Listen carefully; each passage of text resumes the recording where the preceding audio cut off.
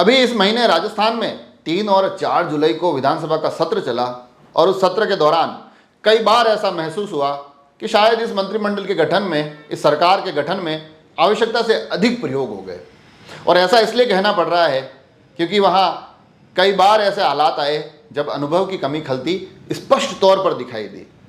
उसमें भी अगर बड़े गौर से देखा जाए तो सरकार के सदस्यों से ज़्यादा सुर्खियां तो टीकाराम जूली अपने माइक बंद करने की बात को लेकर बटोर गए। सरकार से ज़्यादा सुर्खियां तो गोविंद सिंह डोटासरा उस एक बयान, उस एक चुटकी से ले गए जिसमें वो कहते दिखाई दिए कि किरोड़ीलाल मीणा के इस्तीफे की पर्ची आई या नहीं आई। तो ये जो हमले होते हैं विपक्ष की तरफ से, ये जो चुटकियां ली जाती है, ऐसा लग रहा है कि उनके सधे हुए जवाब अभी सरकार की तरफ से आ नहीं रहे हैं। और उसके साथ साथ रविंद्र सिंह भाटी जब सवाल पूछ रहे थे तब तो हालात कुछ ऐसे बन गए कि किसी भी मंत्री से, किसी भी जिम्मेदार सदस्य से कोई जवाब देते नहीं दिखाई दिया। वहाँ कोई जवाब देते बना ही नहीं, जिसको लेकर फिर काफ़ी ज़्यादा मीडिया में भी बातें हुई और गोविंद सिंह डोटासरा पुनः उस पूरे मुद्दे पर बड़े मुखर होकर बोलते दिखाई दिए कि ये तमाम स्थितियाँ, परिस्थितियाँ आगे कैसे बढ़ पाएगी।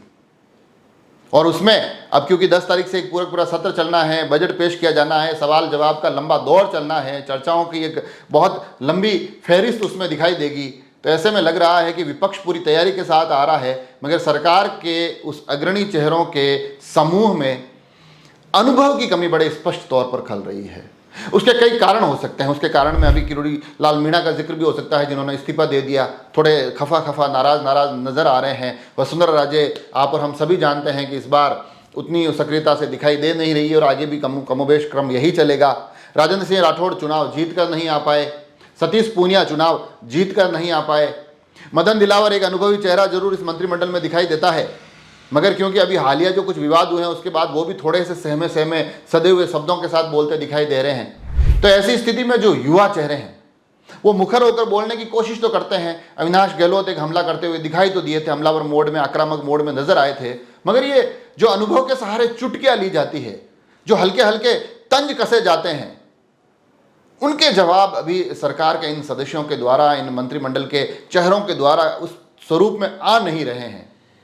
वो जो बातें जो खबरों में छाई रहती है, वो जो चर्चाएं लगातार मीडिया के माध्यम से छन कर निकलती रहती है, उन चर्चाओं में रहने के लिए जिस प्रकार के मुद्दे उठाने पड़ते हैं, जिस प्रकार की बात रखनी पड़ती है, जिस प्रकार के विषय को संभाल कर आगे बढ़ना होता है, वो अभी तक नदारद नजर आ रहा है। उसकी कमी बड़ी स्पष्ट तौर पर खल रही है।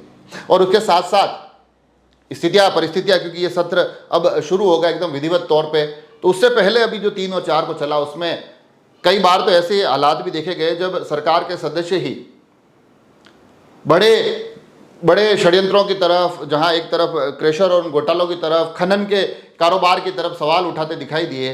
तो अब ऐसे हालातों में जब अपने पक्ष की तरफ से भी इस प्रकार के कुछ मजबूत और कड़े प्रश्न आएंगे, मजबूत और महत्वपूर्ण विषय उठाए जाएंगे, और सामने जब विपक्ष के पास लगातार हमलावर होने का अवसर होगा, वहाँ से आक्रामकता के साथ तंज आएंगे, चुटीले व्यंग आएंगे। गोविंद सिंह डोटासरा को तो आप और हम सभी जानते हैं।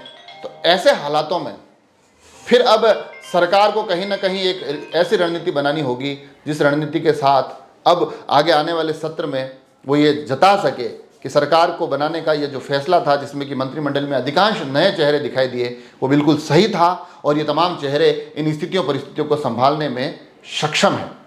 10 तारीख से शुरू होने वाले सत्र पर लगातार नज़र बनी रहेगी। देखने वाली बात यह भी होगी कि स्थितियाँ कौन कितनी संभालता है, कौन वहाँ जीत कर निकलता है, किसका पलड़ा भारी रहता है।